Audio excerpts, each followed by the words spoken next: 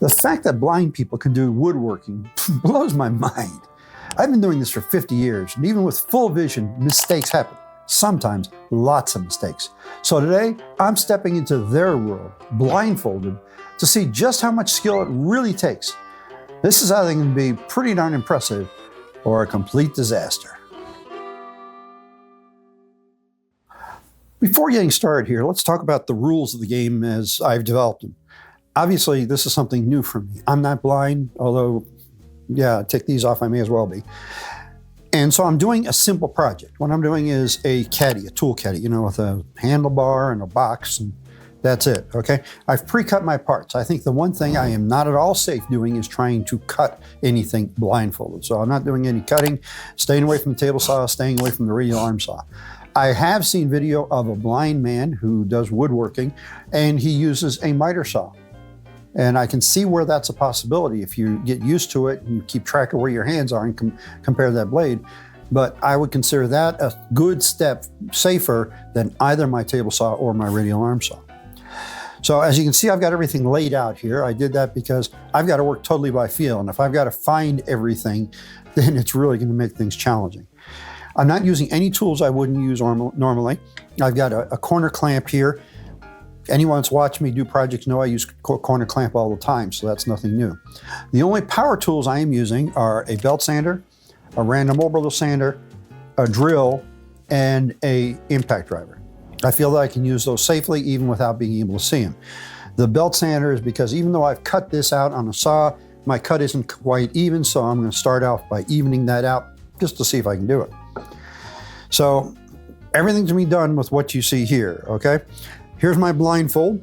Now, somebody out there is saying, yeah, he can see through that blindfold. Okay, before we get started, let me prove to you I can't see through my blindfold. Here's my flashlight. This is 100 lumens, and here it is through that, okay? Yeah, you can barely see the light, but that's about it. I'm using a double layer of this black flannel, and it's going to do a pretty good job of keeping me from seeing much of anything.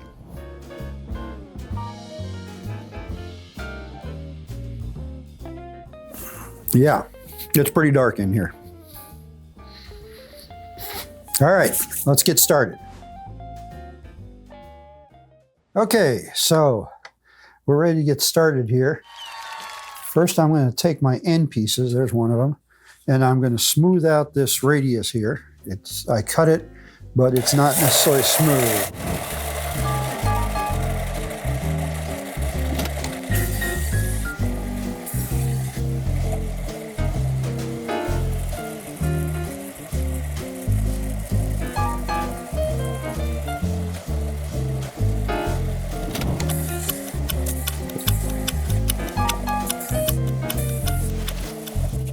Yeah, one thing about working blind is you definitely have to depend on your sense of touch. So, I think I'm going to put the bottom piece on first, assuming I can actually get this into the clamp. Oh, there we go. Okay, so now one thing about depending on your sense of touch is that it's almost like your sense of touch becomes more acute. Put in too far.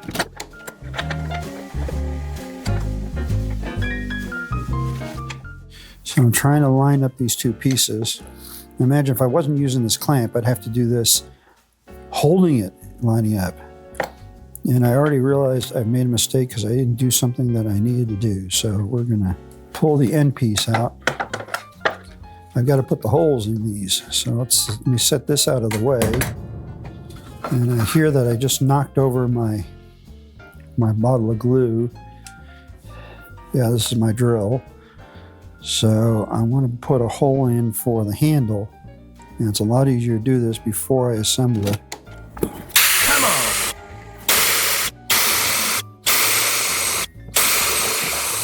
Still not through.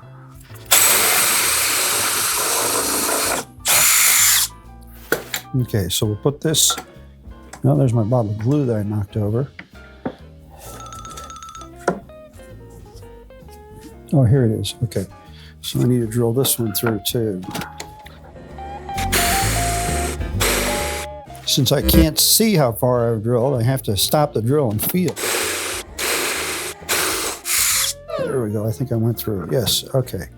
So, all right, we'll set this piece back over here. I think that's where it was.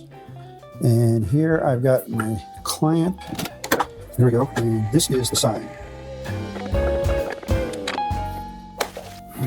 Okay, so that's lined up pretty good. Now I'm going to take it out, put some glue on here, hopefully, rather than putting the glue all over the place.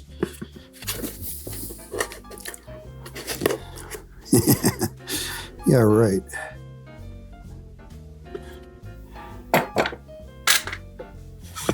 And we'll put this piece back in. And clamp. Okay, now I need to change drill bits.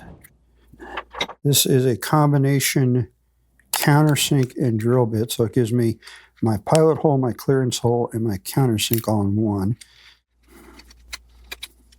Okay, so I need to go through this piece and into this piece.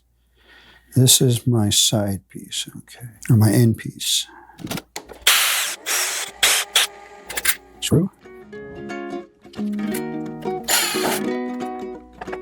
Try and make sure I put the tools back where I got them, because I set them out in a way that I could hopefully remember where everything goes. So if I forget where something is, I'm going to have loads of fun trying to find it.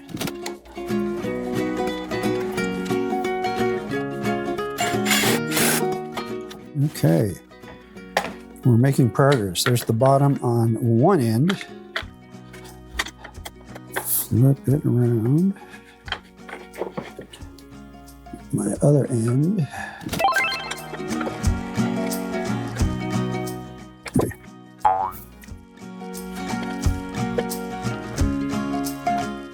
No, I'm going to put it back where it belongs so I can find it again. It's over here somewhere. Okay, so this has got to go this way. Okay, make sure I've got everything facing the right way. I can just see myself putting it with one end going that way and the other one going the other way. That'd be an easy mistake to make. Let's see here, probably right about there. Interesting, after running a couple of these screws in, I'm actually able to tell by feel when the drill is in far enough, because the resistance changes. I lost that screw. It's somewhere here down in the wood chips.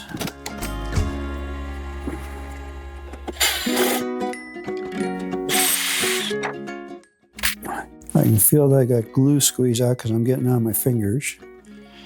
It probably isn't because of the clamping pressure, it's probably because of sloppy glue application. Hard to put the glue on when you can't see. Okay,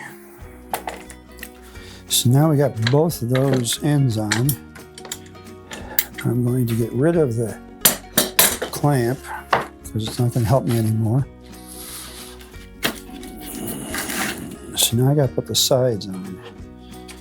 Now my original thought was to put the sides up just a little bit, okay? And so to do that, I'm going to need another block of wood to use as a spacer. So I'm going over here to the end of my workbench where I've got some little blocks of wood of various different types. Aha. There's a block of wood with a nail sticking out of it. Okay, this is a block I use for like a stand when I'm finishing stuff. So I'm going to use that as a spacer. Set this on it. I should have gotten two of them while I was over there. There are advantages to having your workbench organized. Okay, so we got that there. This is a spacer, so I can screw this on the ends. Of course, I need my glue right now. I have to turn this so I can, there. So I get my drill coming in. Now I can actually feel, this is BC plywood, this is the B side, and this is the C side. So I'm putting the B side on the outside. I can actually feel that difference.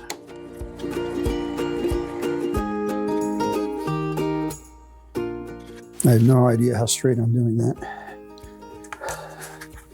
Okay, so I've got my end here. Here's my spacer block.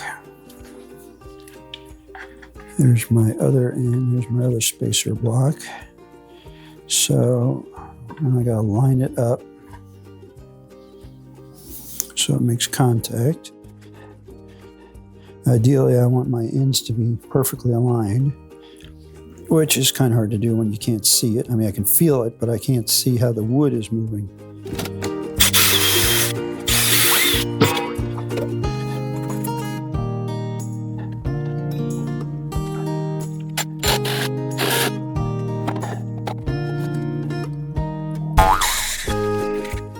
I keep expecting to make a major mistake any minute here, but you know, if I made one, I probably couldn't couldn't tell until I got done.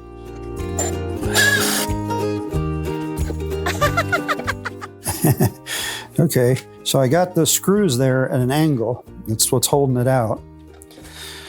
So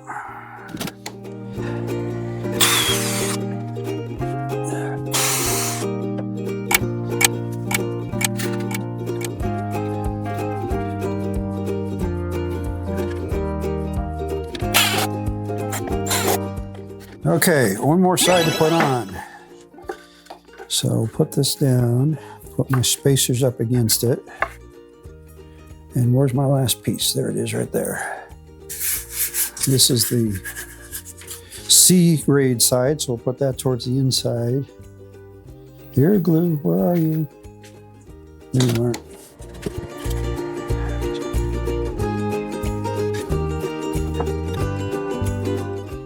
You gotta feel where that nozzle is with my other hand, and then just hope I'm doing a straight line. What's the odds that I'm really doing a straight line, huh? What do you think? Slim to none? Here we go. Okay.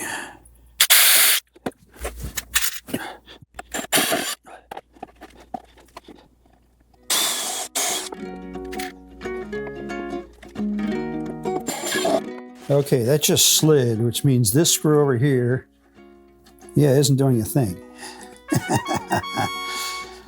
Okay, we gotta fix this. Try this one.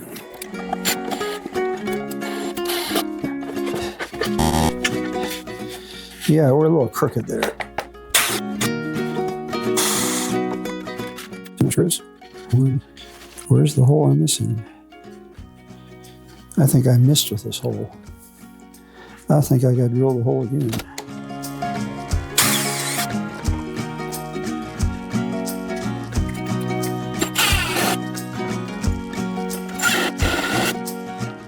All right, I'll give it a little light sanding here.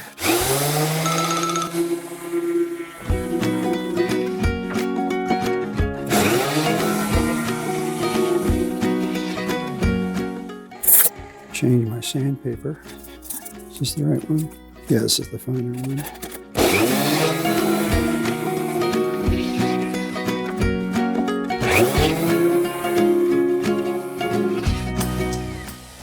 Now, I was going to sand the ends too, but I can already tell that I've got pieces overlapping the ends, so I'm not even going to try that. So, somewhere here I have a handle. There it is. Let's see if we can get the handle to go through. Yes, it does. And I have a little box of nails. These are just 1¼ wire brads. And the main thing is to keep the handle from sliding out. Now, hammering without being able to see could spell disaster for my fingers. Could be rather painful, but we'll try anyway.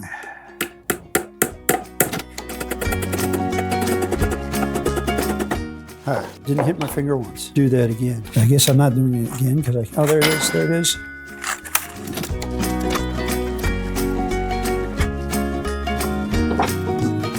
The only way I can hammer this is keeping my hand right up by the hammerhead.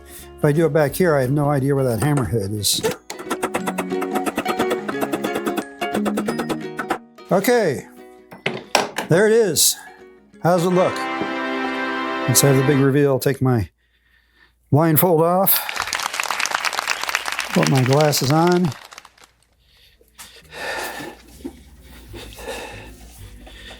Well, my ends are a little uneven.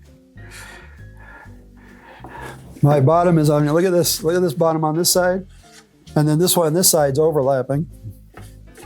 I got a gap here. And my wife's sitting over here on a chair in the corner and she's doing this. I don't think she's impressed with my work as a blind woodworker. So, what can I say? Okay, so here's the finished box. I thought I'd give you a closer look of it. So this is one side. You can see the side is slanted. Now I was trying to space this up so it'd be like this side, and that side's down all the way. Okay, you can see my screws in there. They did all meet up, but that's certainly not even. This end, we're sticking out here. See that? And sticking out. The top, we're almost flush. The bottom, we're off by like 5/16. This side, we got a gap here. This side, my idea of spacing it up off the bottom didn't do anything. I'm sitting flush with the bottom. Got even bigger gap here than I had on the other side. And look at this. That's really nicely centered. And I had cheated. I put an indentation at the center there so I knew where to find the center. Yeah, that didn't help much. So it's not anything to write home about. You know, this looks like the first attempt at woodworking by maybe a 5-year-old.